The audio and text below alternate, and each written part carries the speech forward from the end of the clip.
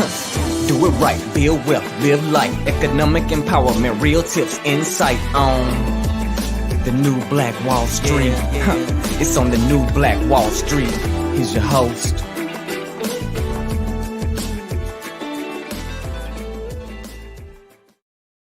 The new Black.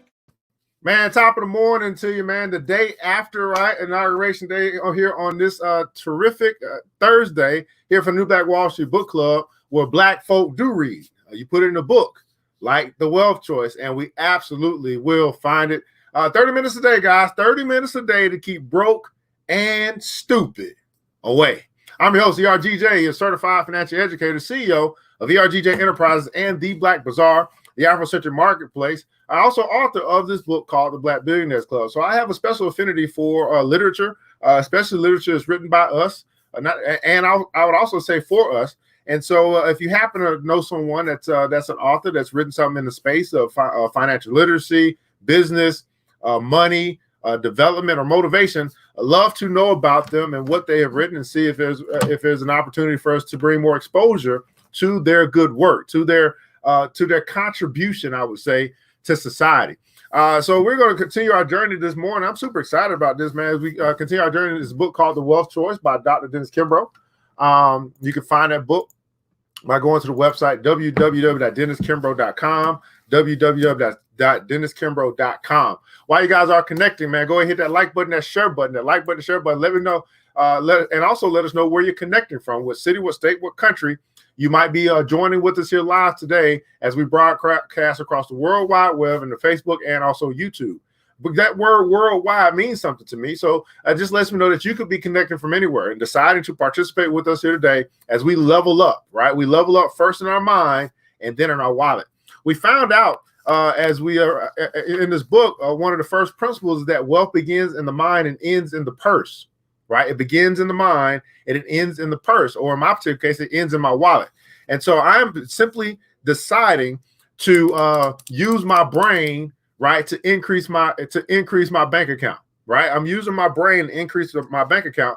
And so daily reading, because this is what billionaires, millionaires, this is what successful people say they do. They are avid readers. They say they read, they digest information, right? And then they can actually go out and apply it because they know it, right? They can go out and apply it because they know it. Thanks so much for joining us here today. Queen Vivian is in the house, man. Thanks so much for joining us today out of Brooklyn, a BBC member as well. Queen Almanor is here, man, here in ATL. Thanks so much for joining us here today on the New Black Wall Street Book Club, right? New Black Wall Street Book Club. So let's go ahead and get this thing started, man. We are continue our journey here as we are in this book, in this chapter on decision, and we're going to be talking about today the power of a single purpose. The power of a single purpose. Everybody put in the comments below, I got the power. That's right, man. You have the power of a single purpose, and we'll find out what the author has for us here today. We'll go through as many sections as we can in the next 30 minutes so we can get it in, man. New Black Wall Street Book Club, The Wealth Choice by Dr. Dennis Kimbrough, the power of a single purpose. Let's read. The power of a single purpose. The power of a single purpose. There's no grander sight than a man or woman who is committed to a single purpose, one aim. It is a divine purpose that gives meaning to life. It unifies all powers. It binds them together, makes strong and united what was weak and separated and scattered. To be financially successful is to identify your mission and pursue it, to find your place and fill it. Individuals driven by an unwavering aim are bound to win. The world stands aside and allows them to pass. Defeat only gives them new power. Opposition only redoubles their efforts. Danger only increases their daring. Regardless of what may come, sickness, poverty, or disaster, they never turn their eyes from their objectives. Even Christ knew that a single idea rules life best when he taught, no man can serve two masters. This is such a powerful introduction to this section. I want you to think about, especially for those saying, you know what, I got something in my sights. I got an objective, right? Sickness, poverty, disaster. We experienced a lot of that in 2020, didn't we? And many of us kept our eyes on the prize, right? Everybody putting console. I got my eyes on the prize. You kept your eyes on the prize, on your objectives, on the things that you want to accomplish. And regardless of the sickness that you might have dealt with, regardless of the reduction in the workforce, regardless of disaster that may have happened all around you, you're still coming out smelling like roses because you got your eyes on the prize. Defeat only gives you more power. Opposition only causes you to work harder. Right? Danger only increases your willingness to keep going forward. Wow, let me read that again. Defeat only gives you new power. Opposition only redoubles your efforts. Danger only increases your daring. It was this one critical skill that brought Tyler Perry, the director, the playwright, actor, back from the brink. Scoffed and ridiculed with little industry experience, Perry felt the dream that beat in his chest and stood his ground.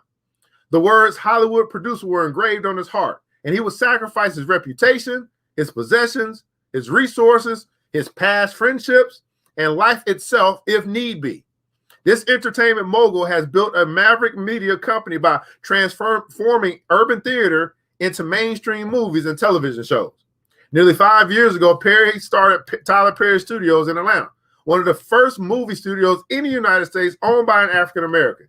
His first two films, Diary of a Mad Black Woman in 2005 and Medea's Family Reunion in 2006, were produced with Lionsgate Entertainment for a total of only $11 million.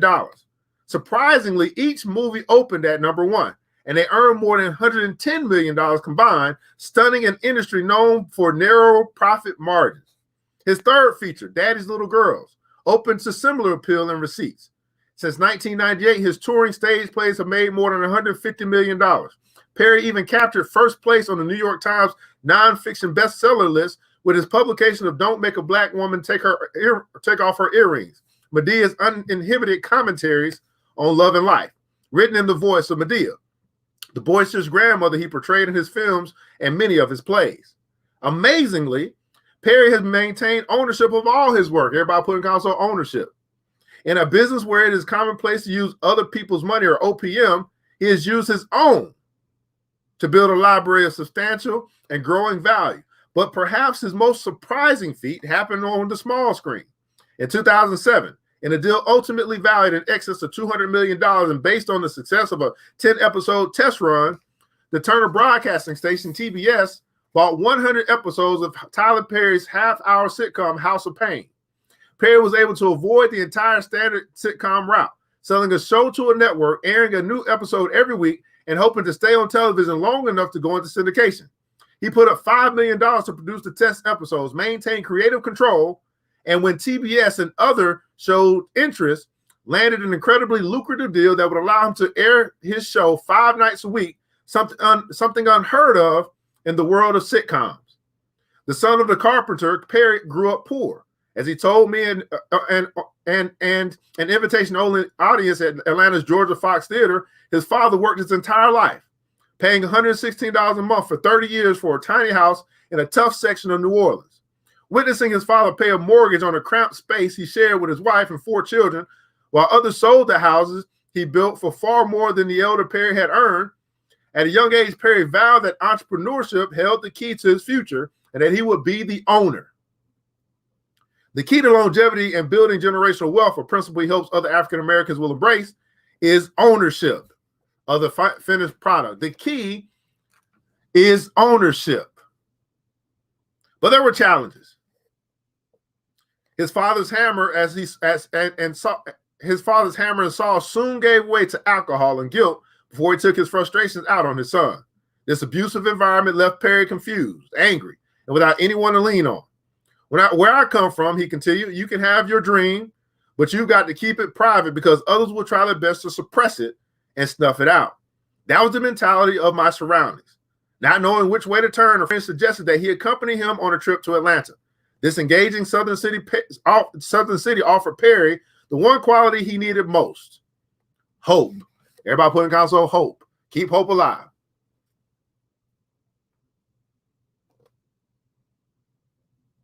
The city's prominent black middle and upper class raised Perry's level of vision. This was the environment that he sought. After my first visit, I just knew I was in the promised land. I'd never seen so many black people doing so well. I felt as if I were home. Finally, in his element, Perry returned to New Orleans, packed his bags, and moved to Georgia in 1990 when he was 21 years old. Seeking a fresh start, Perry began chronicling his events in his life.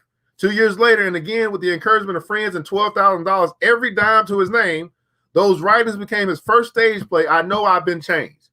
Full of hope that he had finally turned the corner, Perry was devastated and broke when only 30 people attended the show. This setback marked the 6-year period in which he moved from one job to the next, from bill collector to used car salesman, among others, barely keeping his head above water and saving enough to stage one play each year, all of which failed. Finally, having been evicted from his apartment, he hocked his furniture. He hocked his furniture to eat and was living in his car. By 1998, Perry was prepared to throw in the towel. But first, he decided to stage one final show at Atlanta's House of Blues, the centerpiece of the city's theater district. However, this time his approach was different. He selected choir members and pastors from the city's well-known black churches as his cast members. On the freezing opening night, with little to no heat in the theater and fearing that he had wasted his life, Perry looked out the window and saw a line stretching around the corner. He sold out 8 nights at the House of Blues and another 2 at the 4,500-seat Fox Theater. He realized he had found his audience. Everybody put it down, so find my audience. Oh, this is so very key. To find your tribe, to recognize your tribe, to find your audience, right? For everybody that's watching now, everybody that may be watching this as a preview or replay later, there is an audience for what you do. Matter of fact, let me say this. There's an audience for your mission and your passion. You have to find it. They don't have to find you. You have to find them. Find your audience. Perry's media empire features 6 million Facebook followers and more than $1 billion in sales through his movies, his sitcoms, plays, publications, and DVDs. Wealthy men and women have found no easy road to prosperity. It takes courage to look beyond obstacles, to see the way over difficulties, to brave opposition, and to allow nothing to swerve you from your course. It takes courage. It takes courage. Millionaires know that you cannot keep determined souls from reaching their objectives. Place stumbling blocks on their paths, and they will transform those obstacles into stepping stones that they will use to reach their financial goals. Limit their financial resources, and they will turn a dime into a dollar. Ridicule or abuse them, and they will remain firm, as Tyler Perry did before becoming the highest-paid African-American film producer. It was in this manner that he moved his economic prospects from homeless to hopeful. There's something about devotion to an inward vision, the intense desire and concentrated effort to fulfill what you believe to be your mission on earth. If it is riches that you seek, you will find critics and pessimists at every turn who will forecast your failure. These experts will point out that you can never build a business without sufficient capital in these times of intense competition. Moreover, you will encounter obstacles at every turn. Wealth attainment demands a stiff backbone, as well as plenty of grit to keep you pushing towards your goal. Nothing else will win the day. Look at Toni Morrison. From birth, the odds were stacked against her. The child of a scorned and branded race without resources, privilege, or connections, she triumphed over all by winning honors with her literary skill and scholarship. With what delight we read to Morrison's Beloved, perhaps the most powerful depiction of the slave experience that had ever come from an American pen. A fellow writer has said that if there were any doubts about Morrison's stature as a preeminent American novelist of her own or any other generation, Beloved will put them to rest. But the notebooks of this demure and reserved mere mortal revealed a secret to her wealth and genius. For nearly 20 years, she pressed on, unrecognized and unknown. 20 years. Every page captures that persistence, patience, toil, and faith. Nothing was too trivial to be condensed in her notes. Everything she felt, heard, or saw was duly preserved in her journal and compelled to pay tribute in her fiction. Morrison's Pulitzer Prize in 1988 for her 5th novel and a Nobel Prize for Literature 5 years later brought her national recognition many critics and readers believe were long overdue. She had earned the slot of first Black woman ever to win the field's highest honor, and she attracted millions in readers and earnings in the process. It can be debated whether Clarence Otis would be the chief executive officer of Darden Restaurants and one of the few African Americans who occupied a C-suite in corporate America had it not been for the vision and foresight of his father. A janitor as well as a high school dropout with only a 10th grade education, Otis's father may have been short on academics, but he was long on wisdom. Everybody put in console, long on wisdom. His routine Sunday drives through the affluent neighborhoods surrounding Beverly Hills were a far cry from his family's impoverished South Central Los Angeles home. As he had hoped, his son took his father's lessons to heart, soaking in the palatial mansions with exquisite manicured lawns. This was his father's way of pointing out to his son that another world existed, a world where wealth and power ruled the day, and a world that was not beyond his reach. During a Darden sales retreat in Puerto Rico, Otis shared that on paper, his family would probably be labeled poor. But in the context in which we live, he continued, my parents were really high achievers. They had the ambition and drive to dream boldly, even in the shadow of doubt. As a child, Otis found an escape from the racial strife and isolation of the 1960s in his local library. Like clockwork, each week he would check out and absorb dozens of books on a variety of subjects. By ninth grade, he had read nearly every novel and biography his neighborhood branch had to offer. Encouraged by a high school guidance counselor, Otis earned a scholarship to Williams College that placed him physically, if not financially, in the lands of wealth, power, and prestige. After graduating Phi Beta Kappa, Standard Law School awaited the wings before he landed on Wall Street with First Boston, serving as vice president in the public finance department. In 1995, a headhunter recommended him to Darden, which had just branched out from General Mills. Otis signed on as vice president and treasurer, attracted to a company positioned for growth. Leaning on his strong leadership skills as well as a tireless work ethic, in less than a decade, he became the 7th African American to lead a Fortune 500 firm. After decades of painfully slow progress, Black executives have begun to wield power within the halls of corporate America. Today, the upper echelons of Fortune 500 America include men and women such as American Express CEO Ken Chenault, Ursula Burns of Xerox, A. Barry Rand, CEO of AARP, and Donald Thompson, President and Chief Executive Officer of McDonald's. These men and women stand in unanimous agreement.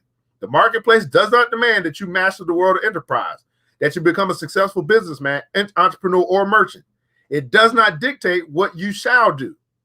But it does require that you master whatever field you enter. Everybody put in console, master. Hold true to this counsel. Not only will the world applaud your efforts, all doors will open to you. Be greater than your calling. Go to the bottom of your business if you would climb to the top. Nothing is too small. Master every detail. Performing world-class work is a central part of life. Do you hope to become wealthy in a single generation? If so, like those before, you will be required to nurture the faith, fortitude, and creativity when your hour arrives. Before you become a millionaire, you must learn to think like one. Before you become a millionaire, you must learn to think like one. And let me do this. I mean, this is just filled with great meat to eat, covering Tyler Perry, Toni Morrison, Otis, Clarence Otis. But let me read this last part again before our quick break.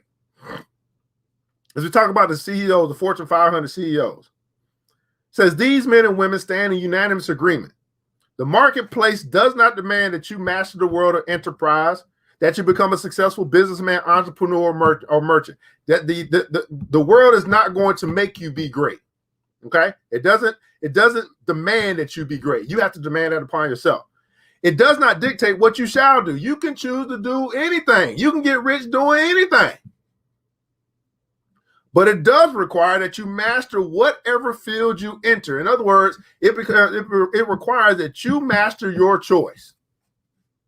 You master your choice. Hold true to this counsel. Not only will the world applaud your efforts, all doors will open to you. All doors. Be greater than your calling. Go to the bottom of your business if you will climb to the top. Nothing is too small. Master every detail.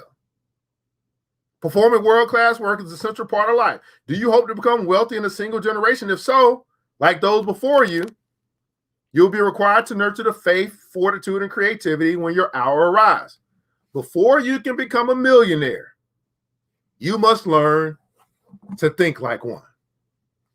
I want you to pause for a minute and think about some of the words that are on these pages that we read right now before we read our second section and close this thing out.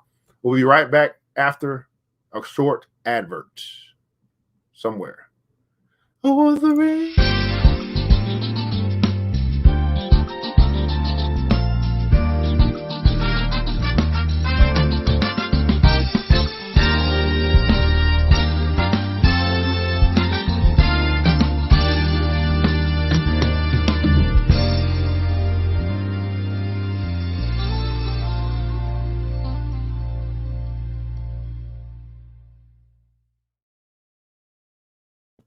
Wow, just wow. Black Billionaires Club, man, it's a book that you can pick up if you want to read more about wealth and black folk. That's a book that I wrote, compiled about 3 years ago, and I'm beginning to get the itch to work on version number 2.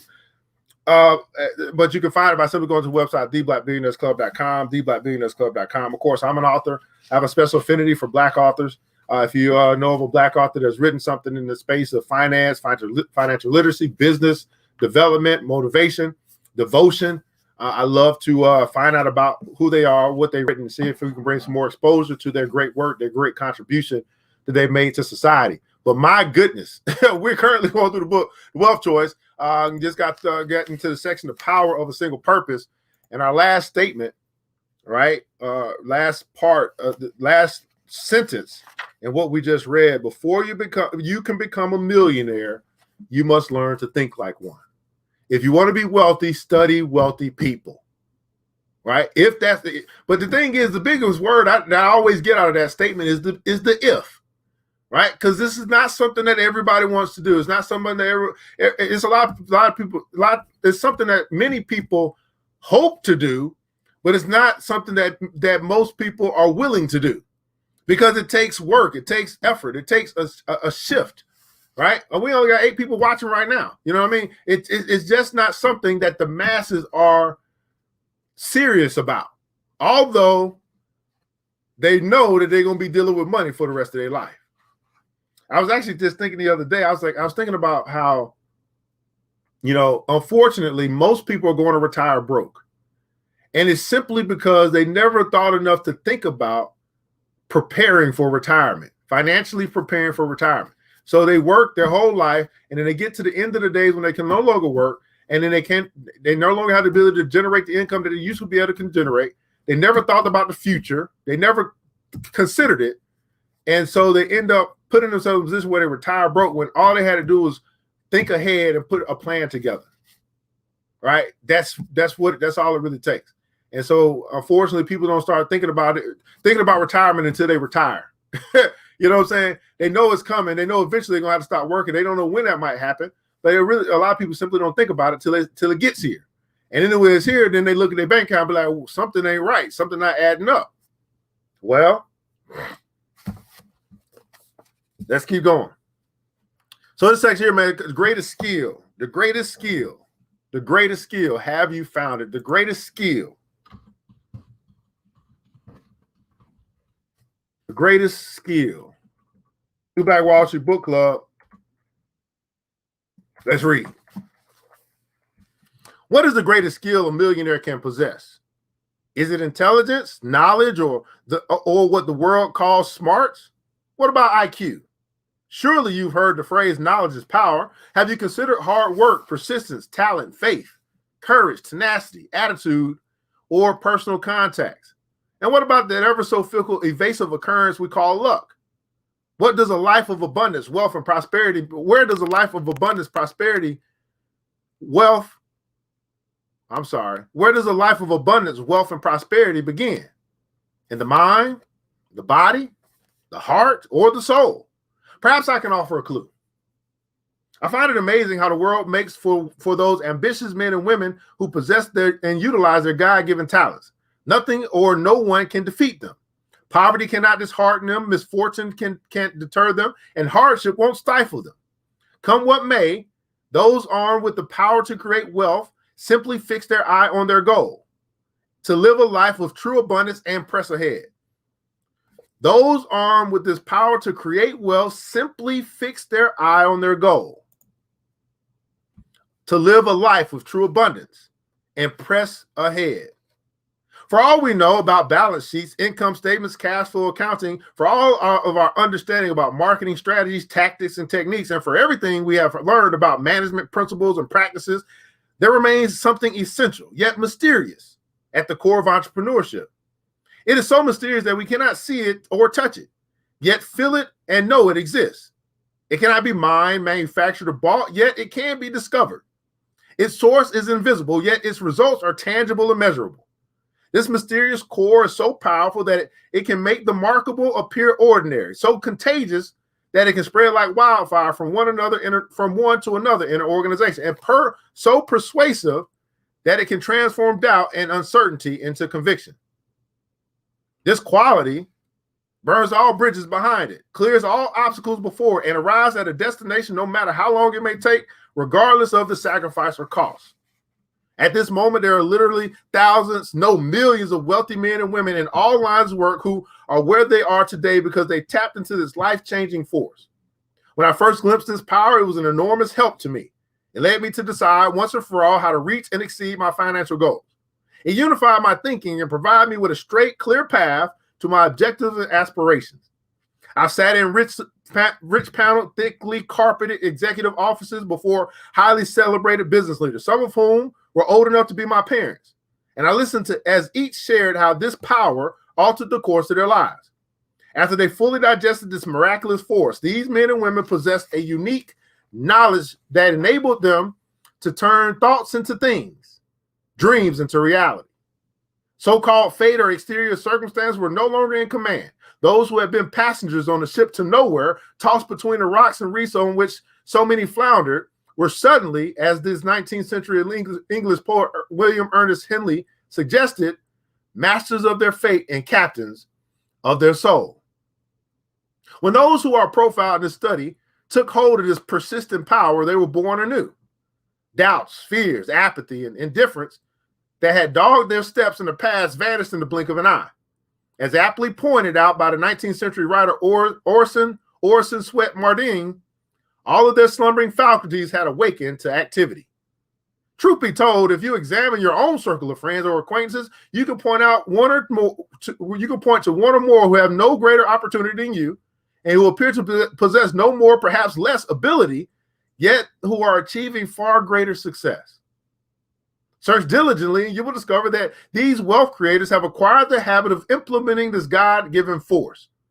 Far from working harder, yet work smarter, and with greater ease by virtue of this secret. Each of us should look on our true self, the potential to generate abundance.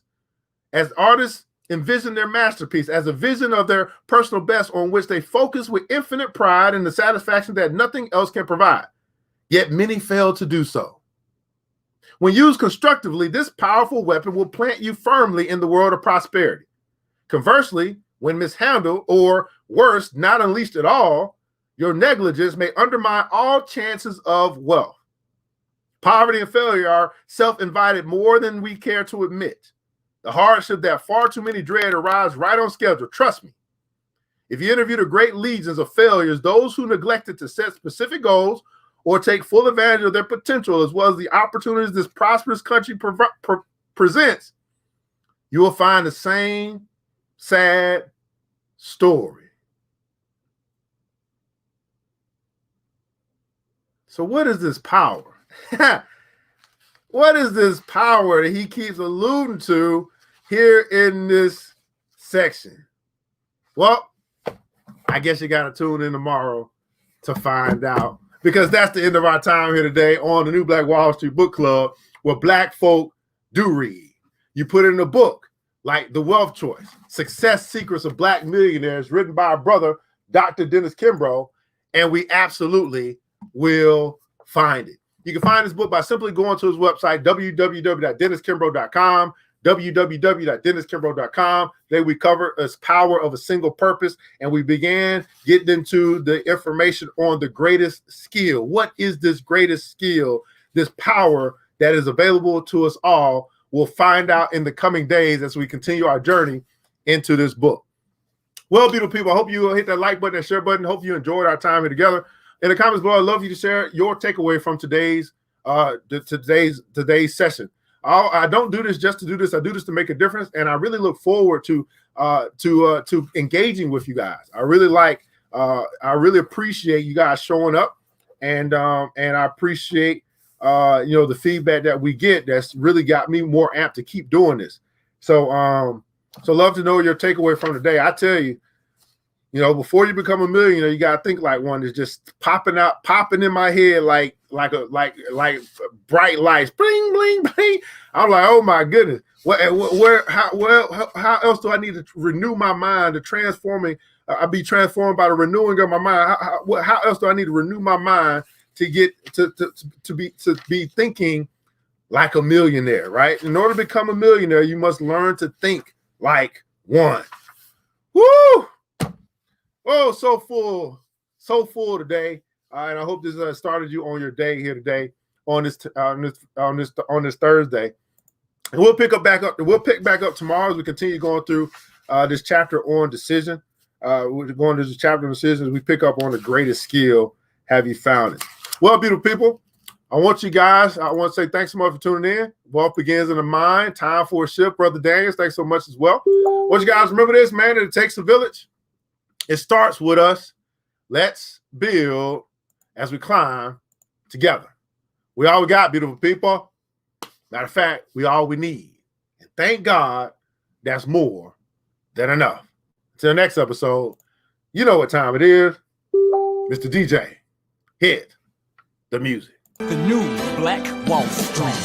Thanks you for joining the show. We gave a lot of great tips, but it's time to go. Take the knowledge we shared, hope you use it and grow. We will see you all there at the next episode of The New Black Wall Street. The New Black Wall Street.